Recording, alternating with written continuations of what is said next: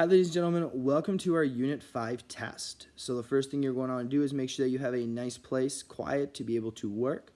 If you need to use resources to complete this test, you're more than welcome to, especially a calculator. Go ahead and download that into Notability, and I'm going to walk you through it to give you some helpful reminders. So Chapter 5 was on Principles of Algebra. The first thing you're going to want to do is make sure you're reading those directions on the top.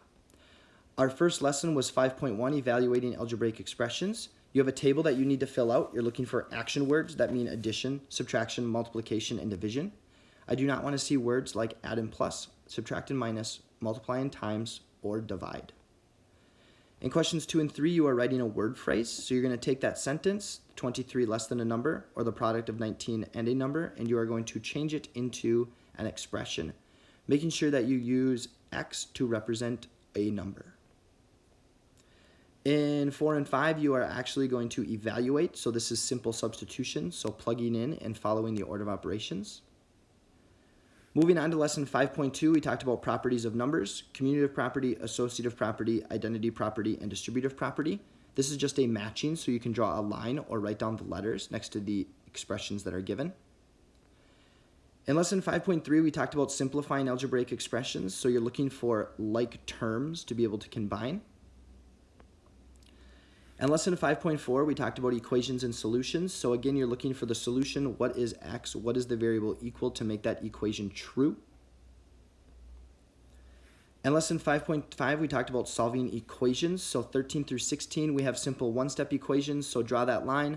Remembering the golden rule of math, whatever you do on one side, you must do to the other, using inverse operations to isolate the variable.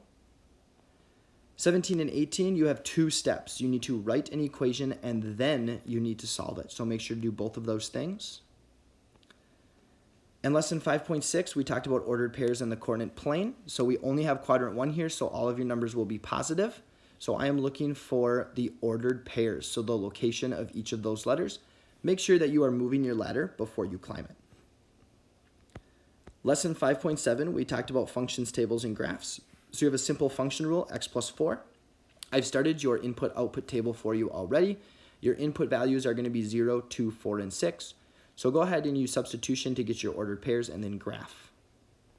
Last but not least, there's an extra credit question. I know we usually don't have this, but we wanted to give you a 2-step equation to solve to see if you could do that. And if you are correct, you will receive extra credit on your test. So good luck on your test. If you have any questions, make sure to message me on Schoology. Have a great rest of your day. Peace.